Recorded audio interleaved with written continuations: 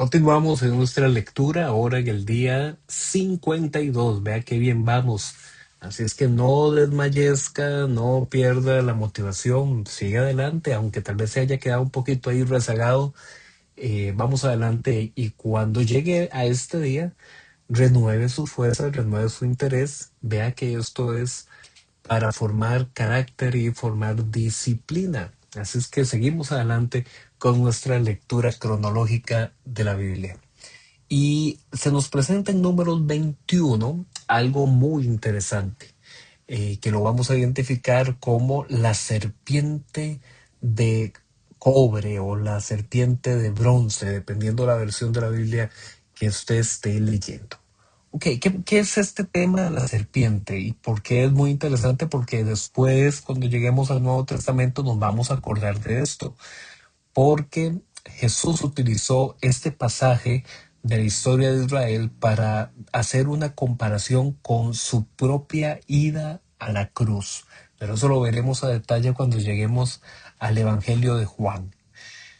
¿Qué estaba pasando anteriormente? Recordemos que ya Moisés había recibido de parte de Dios la confirmación de que él no iba a entrar a la tierra prometida a causa de la desobediencia que había tenido en Meribá, en la roca. Y el pueblo siguió avanzando e incluso ellos querían entrar por una ruta más directa por la tierra de Edom, pero el rey de Edom no permitió que ellos pasaran por esa tierra, evidentemente por el temor de que una multitud tan grande de miles y miles, incluso algunos dicen cercano a los 2 millones de israelitas, se quedaran ahí, tomaran posesión más bien de su propia tierra. Entonces el rey de Edom no los dejó pasar por ahí. ¿Qué provocó eso? Que entonces, en vez de pasar de forma directa a Canaán, ellos tuvieran que seguir bordeando la zona que se encuentra al este del río Jordán y comenzaron entonces a pasar cada vez más hacia arriba de la zona de Canaán, pero al lado este de el Jordán, lo que se suele denominar como Transjordania. Y en ese capítulo 21 se inicia mostrando un conflicto militar que tendría el pueblo, incluso algunos israelitas fueron capturados, pero ellos hicieron un voto a Dios, dijeron, Señor, danos la victoria y nosotros vamos a tomar estas ciudades. Entonces Dios les dio la victoria. Pero ¿qué creen? Después exactamente de que el pueblo obtuvo la victoria, al día siguiente otra vez comenzaron a murmurar, ahora no solo por la falta de agua, sino también a murmurar de la comida. Entonces Dios les envió un castigo y esta vez el castigo fue por medio de serpientes. Llegó un montón de serpientes ahí en el desierto y muchos de los israelitas fueron mordidos por esas serpientes venenosas hasta morir. Entonces Moisés rápidamente fue e intercedió por el pueblo. Y entonces Dios le dio una señal, así como ellos ahorita estaban sufriendo por la mordedura de una serpiente. Ahora la señal era que Moisés tenía que construir una serpiente de bronce y tenía que colgarla en un palo, colgarla en un asta, que quedara como un monumento en un asta, como un pabellón, un estandarte, con la serpiente de bronce. Y todos aquellos que habían sido mordidos por las serpientes, cuando miraran a la serpiente de bronce iban a ser curados. Y aquí es muy importante entender algo.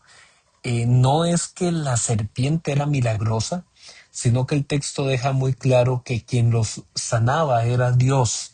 Y el símbolo de subir la serpiente era una forma didáctica en que el pueblo tenía que entender que ellos estaban sufriendo a causa de su rebelión, a causa de su maldad, de seguir murmurando una vez más contra Dios. Entonces Dios usa ese mismo símbolo de su castigo, pero para traer sanidad. Y este es uno de los muchos símbolos que vamos a encontrar en la Biblia de que se tiene esta dualidad para mostrar cómo aquello que causa también dolor y muerte puede traer sanidad y salvación. Después en el Nuevo Testamento, por ejemplo, eso se va a repetir en la cruz. La cruz es un símbolo de muerte, la cruz es un símbolo de castigo, pero la cruz también es la que nos trae vida, la que nos trae perdón y sanidad. Entonces, por eso es que Jesús después tomaría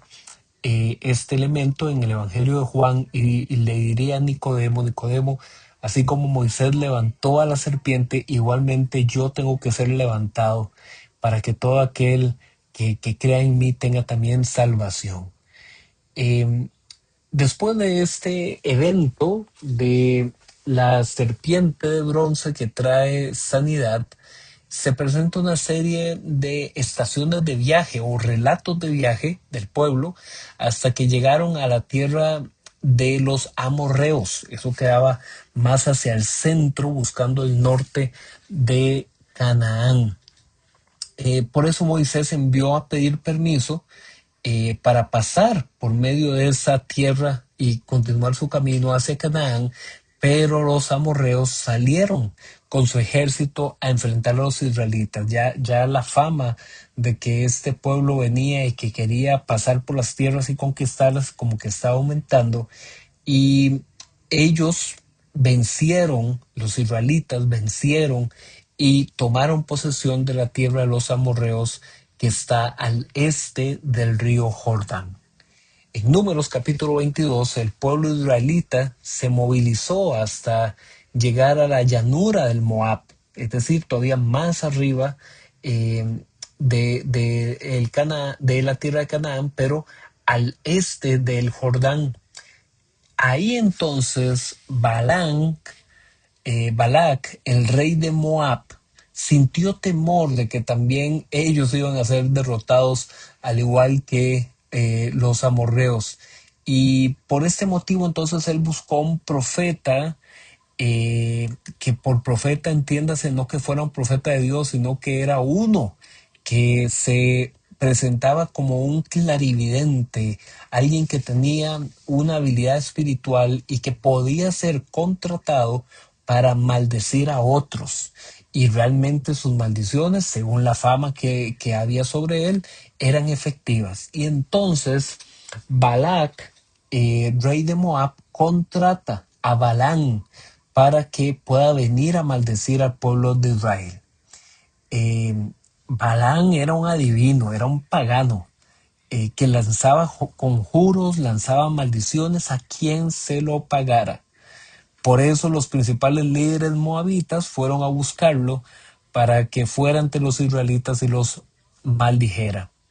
Pero esa noche Dios se le revela a Balán y le dice que no fuera con los moabitas porque Israel es un pueblo bendecido. Él no iba a poder jamás maldecirlos. Balac, rey de los moabitas, cuando escuchó que Balán no había querido venir, entonces envió a un segundo grupo de líderes a buscar a Balán. Pero esa noche Dios le dijo a Balán que esta vez sí, que ahora sí fuera con los amalecitas, pero con una condición. Él solo podría decir lo que Dios mandaba, no las maldiciones que quería Balac. En el camino hacia Moab, entonces, que él se iba dirigiendo, el ángel de Dios se presentó delante de Balán con su espada lista para no dejarlo pasar. Pero Balán, que era supuestamente el clarividente, el adivino, el que se las conocía todas, no se daba cuenta de que el ángel de Dios estaba al frente. Quien sí se dio cuenta de poder percibir que ahí estaba el ángel fue su burra. La burra de Balán sí pudo discernir y lograr ver que ahí estaba el ángel, y por eso 3 veces se apartaba del camino para no pasar al frente del ángel. Entonces Balán golpeaba la burra cada vez que se desviaba del camino, hasta que finalmente la burra tumbó hacia el suelo a Balán. Y ahí fue donde por tercera vez Balán le pega, pero entonces Dios le permite a la burra hablar para reclamarle y decirle a Balaam, pero suave, ¿por qué me pegas? Este es uno de los eh, pasajes más simpáticos, ¿verdad?, del Antiguo Testamento, donde pues se nos ha presentado ya a la serpiente que hablaba en el libro de Génesis, y ahora se nos presenta aquí esta burra hablando de una forma sobrenatural porque Dios se lo permitió. Y entonces fue ahí donde Dios permitió que Balaam pudiera ahora sí ver que es que ahí delante estaba el ángel de Dios, quien le reclamó: ¿por qué usted está golpeando al animal? Y le advirtió que no lo iba a dejar pasar por un motivo, porque él tenía malas intenciones. Y aunque Dios le había dicho, tú vas a ir, pero no los vas a maldecir, parece que Balaam sí quería ir a cobrar el dinero que le habían prometido para maldecir a Israel. Así es que por eso no quería al final Dios que pasara. Pero se le dio entonces la instrucción: puedes pasar, pero solamente si dices lo que Dios te manda a decir. Finalmente, al final del capítulo, Balaam se encontró con Balac, y ambos fueron a un monte desde donde se podía ver el campamento israelita. Es decir, desde ahí tenía toda la visual, toda la capacidad de ver a los israelitas, y de acuerdo a Balac, era el momento oportuno para que Balaam diera su maldición.